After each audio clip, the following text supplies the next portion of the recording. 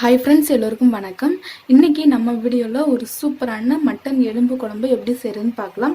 இந்த எலும்பு குழம்பு பண்ணுறதுக்கு இதில் ஒரு 2 தக்காளி, ஒரு வெங்காயம், இஞ்சி, பூண்டு இதெல்லாம் எடுத்திருக்கேன். எல்லாத்தையும் நல்லா கொரப்பாக அரைச்சிக்கலாம். குக்கரில் 1 டேபிள் ஸ்பூன் அளவுக்கு எண்ணெய் ஊற்றிருக்கேன். எண்ணெய் நல்லா சூடாகட்டும். எண்ணெய் நல்லா சூடாயிடுச்சு. இப்போ இதில் ஒரு 2 பச்சை மிளகாய் சேர்த்துக்கிறேன். அதுக்கப்புறமா நம்ம அரைச்சி வச்சிருக்க வெங்காயம், தக்காளி, இஞ்சி, பூண்டு பேஸ்ட்டை இதில் சேர்த்துக்கலாம். இப்போ இதை நல்லா வதக்கி விட்டுக்கலாம். இதில் நம்ம கொஞ்சமாக கொத்தமல்லி தழை சேர்த்துக்கலாம். இப்போது எடுத்து வச்சுக்கிற ஆட்டு நெஞ்செலும்பும் கொஞ்சோண்டு கொழுப்பும் வச்சுருக்கேன், அதை சேர்த்துக்கிறேன். 5 நிமிஷத்துக்கு நல்லா வதக்கிக்கலாம். அதுக்கப்புறமா இதில் ஒரு 1/2 டீஸ்பூன் மஞ்சள்தூள், பாருங்க ஒரு 5 நிமிஷம் நல்லா அது வதக்கி விட்டாச்சு. இப்போ இதில் தண்ணி ஆட் பண்ணிக்கலாம். நல்லா மிக்ஸ் பண்ணி விட்டுக்கலாம். இதில் கொஞ்சமாக உப்பு ஆட் பண்ணிக்கிறேன். அவ்வளோதாங்க. இப்போ இதை ஒரு 5 விசில் விட்டு எடுத்துக்கலாம். இப்போது குழம்பு பண்ணுறதுக்கு அடுப்பில் ஒரு பேன் வச்சுருக்கேன். பேன் நல்லா சூடாயிடுச்சு. இப்போ இதில் எண்ணெய் சேர்த்துக்கலாம். எண்ணெய் நல்லா சூடாயிடுச்சு. இப்போ இதில் ஒரு 1/2 டீஸ்பூன் சோம்பு சேர்த்துக்கலாம். அதுக்கப்புறமா ஒரு சின்ன பிரியாணி இலை, ஒரு சின்ன துண்டு பட்டை, 2 கிராம்பு எல்லாமே நல்லா பொரிஞ்சிருச்சு. இப்போ இதில் நம்ம வெங்காயம் சேர்த்துக்கலாம்.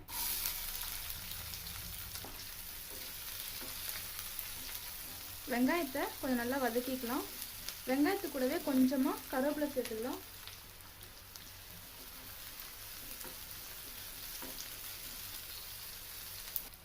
வெங்காயம் நல்லா கண்ணாடி பதத்துக்கு நல்லா வதங்கிருச்சு. இப்போ இதில் காய் சேர்த்துக்கலாம்.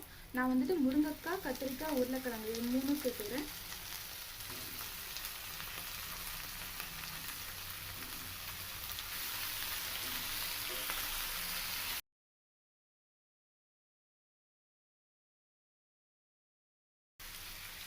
நல்லா மிக்ஸ் பண்ணி விட்டாச்சு. இப்போ இதில் குழம்பு தூள் சேர்த்துக்கலாம்.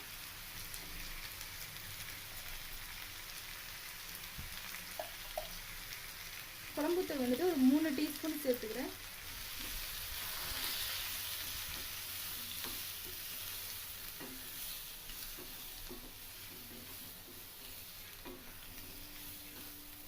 மசாலா தூள் சேர்த்து 1 நிமிஷம் நல்லா மிக்ஸ் பண்ணி விட்டாச்சு. இப்போ நம்ம வேக வச்சு எடுத்து வச்சிருக்கிற ஆட்டு நெஞ்செலும்பை இதில் சேர்த்துக்கலாம்.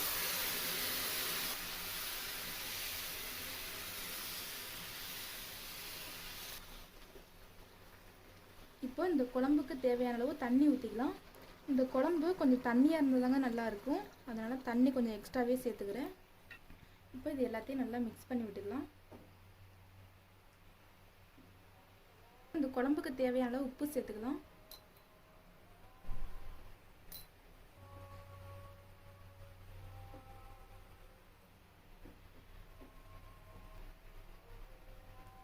அவ்வளோதாங்க. உப்பு சேர்த்து நல்லா மிக்ஸ் பண்ணி விட்டாச்சு.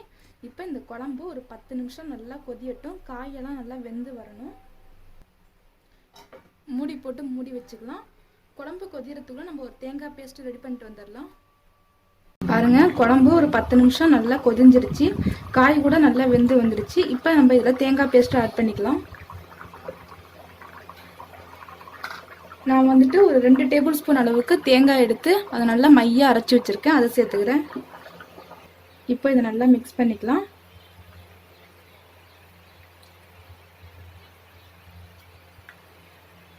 அவ்வளோதாங்க. தேங்காய் பேஸ்ட்டு சேர்த்து குழம்பு இன்னும் ஒரு 5 நிமிஷம் சிம்லேயே வச்சு நல்லா கொதிக்க விடலாம். அடுப்பை சிம்லேயே வச்சுக்கோங்க, அப்போ தான் 4 சைடு எண்ணெய் பிரிஞ்சு வரும். ஓப்பன் பண்ணி பார்க்கலாம். குழம்பு சூப்பராக ரெடி ஆயிடுச்சுங்க. நல்ல எண்ணெய் பிரிஞ்சு சூப்பராக ரெடி ஆயிடுச்சு.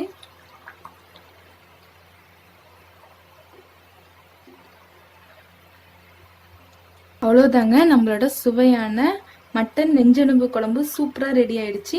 ரொம்ப வாசனையாக இருக்குங்க, அதே சமயம் ரொம்பவும் டேஸ்ட்டாக இருக்குது.